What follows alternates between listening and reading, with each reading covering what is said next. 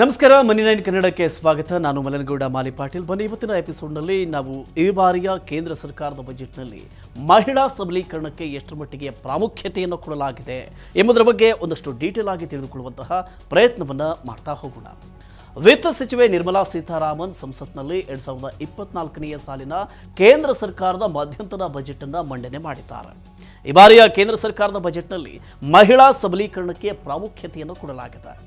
ಮಹಿಳೆಯರಿಗಾಗಿ ಕೇಂದ್ರದಿಂದ ಮಧ್ಯಂತರ ಬಜೆಟ್ನಲ್ಲಿ ವಿಶೇಷವಾದ ಉಡುಗೊರೆಯನ್ನು ನೀಡಲಾಗಿದೆ. ಪ್ರಧಾನಮಂತ್ರಿ ನರೇಂದ್ರ ಮೋದಿ ಸರ್ಕಾರ 2024ರ ಕೇಂದ್ರ ಬಜೆಟ್ನ ಮೂಲಕ ಮಹಿಳೆಯರ ಅಭಿವೃದ್ಧಿಗೆ ವಿಶೇಷವಾದ ಕೊಡುಗೆಗಳನ್ನು ನೀಡುವ ಭರವಸೆಯನ್ನು ಕೊಟ್ಟಿದೆ. ಈ ಬಾರಿಯ ಬಜೆಟ್ನಲ್ಲಿ ಆಶಾ ಕಾರ್ಯಕರ್ತೆಯರು ಹಾಗೂ ಅಂಗನವಾಡಿ ಕಾರ್ಯಕರ್ತೆಯರನ್ನ ಕೂಡ ಕೇಂದ್ರ ಸರ್ಕಾರ ಪರಿಗಣಿಸಿದೆ. ಆಶಾ ಮತ್ತು ಅಂಗನವಾಡಿ ಕಾರ್ಯಕರ್ತೆಯರಿಗೆ ಆಯುಷ್ಮಾನ್ ಭಾರತ್ ಯೋಜನೆಯ ಪ್ರಯೋಜನಗಳನ್ನು ವಿಸ್ತರಣೆ ಮಾಡುವ ಭರವಸೆಯನ್ನು ನೀಡಲಾಗಿದೆ.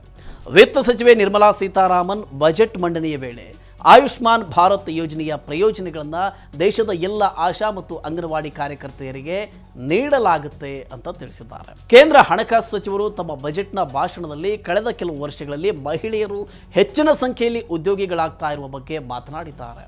ಕಳೆದ ದಶಕದಲ್ಲಿ STEM ಕೋರ್ಸ್ಗಳಲ್ಲಿ ಮಹಿಳೆಯರ ದಾಖಲಾತಿ 28% ಹೆಚ್ಚಾಗಿದೆ ಅಂತ ಅವರು ಹೇಳಿದ್ದಾರೆ. ಸಂಸತ್ತು ಮತ್ತು ರಾಜ್ಯ ವಿಧಾನಸಭೆಗಳಲ್ಲಿ ಮಹಿಳೆಯರಿಗೆ 1-3 ಸ್ಥಾನಗಳನ್ನು ಮೀಸಲಿಡುವುದು, ಪ್ರಧಾನಮಂತ್ರಿ ಆವಾಸ್ ಯೋಜನೆಯಡಿಯಲ್ಲಿ 70% ಮನೆಗಳನ್ನು ಮಹಿಳೆಯರಿಗೆ ನೀಡುವುದು ಸೇರಿದಂತೆ ಕೇಂದ್ರ ಸರ್ಕಾರದ ವಿವಿಧ ಯೋಜನೆಗಳು ಮಹಿಳೆಯರಿಗೆ ಆತ್ಮವಿಶ್ವಾಸವನ್ನು ಹೆಚ್ಚಿಸಿದೆ ಅಂತ ನಿರ್ಮಲಾ ತಮ್ಮ ಭಾಷಣದಲ್ಲಿ ಉಲ್ಲೇಖ ಮಾಡಿದರು. 2024ರ ಬಜೆಟ್ ಮಂಡನೆಯಲ್ಲಿ ಮಹಿಳೆಯರ ಅಭಿವೃದ್ಧಿಗೆ ಹೆಚ್ಚಿನ ಒತ್ತು ನೀಡುವುದಾಗಿ ಕೇಂದ್ರ ಹಣಕಾಸು ಸಚಿವೆ ನಿರ್ಮಲಾ ಸೀತಾರಾಮನ್ ತಿಳಿಸಿದ್ದಾರೆ. ಈ ಬಾರಿಯ ಬಜೆಟ್ನಲ್ಲಿ ಈ ದೇಶದ ಮಹಿಳೆಯರ ಆರ್ಥಿಕ ಶಕ್ತಿ, ಕೌಶಲ್ಯಾಭಿವೃದ್ಧಿಗೆ ಹೆಚ್ಚಿನ ಒತ್ತು ನೀಡಲಾಗಿದೆ.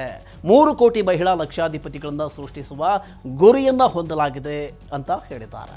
ಗರ್ಭಕಂಠದ ಕ್ಯಾನ್ಸರ್ ತಡೆಗಟ್ಟುವುದಕ್ಕೆ 9 ರಿಂದ 14 ವರ್ಷ ವಯಸ್ಸಿನ ಹುಡುಗಿಯರಿಗೆ ಲಸಿಕೆಯನ್ನು ನೀಡಲಾಗುತ್ತೆ ಅಂತ ನಿರ್ಮಲಾ ಸೀತಾರಾಮನ್ ತಿಳಿಸಿದ್ದಾರೆ. ಓಕೆ, ಈ ರೀತಿಯ ಇನ್ನಷ್ಟು ಮಾಹಿತಿ ಮತ್ತು ಪರ್ಸನಲ್ ಫಿನಾನ್ಸ್ ವಿಚಾರಗಳಿಗೆ ಡೌನ್ಲೋಡ್ ಮಾಡಿ ಮನಿ9 ಕನ್ನಡ ಆ್ಯಪ್ ಹಾಗೂ ಯೂಟ್ಯೂಬ್ನಲ್ಲಿಯೂ ಸಬ್ಸ್ಕ್ರೈಬ್ ಆಗಿ, ಲೈಕ್ ಮಾಡಿ, ಶೇರ್ ಮಾಡಿ. Thank you.